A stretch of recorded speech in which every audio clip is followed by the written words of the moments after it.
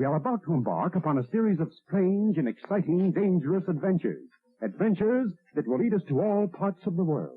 Hello and welcome to another Bad Comic Review. This time we're looking at Dark Knight's Death Metal issue 7. This is the final issue of the miniseries from DC Comics, written by Scott Snyder and art by Greg Capullo, with inks by Jonathan Glapion, colors by FCO Plascencia, pencils and inks on pages 29 through 36 by Yannick Paquette, pages 37 through 38 by Brian Hitch, colors on 29 through 36 Nathan Fairbairn, and colors on 37 and 38 by Alex Sinclair. Letters by Tom Napolitano, cover by Greg Capullo, Jonathan Glapion, and FCO Plascencia. The cover's interesting, and it does relate to what's going on in the book. Edited by Marie Javins and Andrew Marino. So I don't like chromium covers because they get fingerprints all over them, so that's kind of annoying to me, but the cover concept does relate. We see the final battle. Diana knows that the Batman Who Laughs is stronger than her, but when she sees what her friends are doing and the sacrifices they make and the selflessness of it, turns the tide, and she is able to change things quite a bit. Now, the Batman Who Laughs wanted to kill the Hands, the mysterious overseers that created the universe and the multiverse and all the other omniverses, etc. And she effectively sacrifices herself to save them by fighting with the Batman Who Laughs. And for that, things kind of revert back to an old way of the multiverse. So that was actually really interesting. There's a lot of potential there. They've set up the multiverse in a new way, or an old way, I should say, with some new possibilities. So the Dark Multiverses are going to stay around. That's going to be a new addition. And it appears that the main DC Earth is no longer the center of the multiverse. There are in fact two Earths, and that means two sources of energy. They named one the Elseworld, so I imagine that's where some of the Elseworld stuff is going to take place. And they called it Infinite Frontier, which is kind of a lazy callback to New Frontier by Darwin Cook, I think. But they're bringing back a lot of the classic heroes that have been dead for a while, and it looks like they may allow Wally West to be a good guy again. This is really setting up quite a bit. I don't like what Future State looks like. I think it's lazy with a bunch more diversity replacements like what Marvel did back in 2016 and 2017. But if they're only an Elseworld type storyline where it's just an alternate possibility, that's fine. But it seems really lazy to me, and I already am not that intrigued by it. So I might actually read a few of them and review them. I'm not exactly thrilled about it. I think they look like garbage, and a lot of the stuff coming up with Mariko Tamaki on Detective Comics, I'm not excited about. But this was a good end cap, so if I do end up quitting reading DC books because of the fresh batch of garbage that they decided to wedge in with identity politics and lazy writing and turn it into the same chick tracks that Marvel has turned into, then this will be a good end cap for the universe. That being said, I am looking forward to the regular books coming back online, and I will recommend this. I thought it was a good story. There was definitely some rah-rah girl power with Wonder Woman, but overall it was a fun tale, and that's really what I'm interested in, is fun stories. So I'll recommend it if you get a chance to check it out. I thought it was worth reading, and it was an interesting tale that effectively brought back a lot of the old way of doing things over at DC. So I am glad they did that, but I don't know how much they're going to take advantage of that for good storytelling, and how much of it is an excuse just to do more political pandering and nonsense like that. So we'll have to see, but for now, I'll recommend this. I thought it was fun, and hopefully they can continue to make fun books and go back to good storytelling instead of more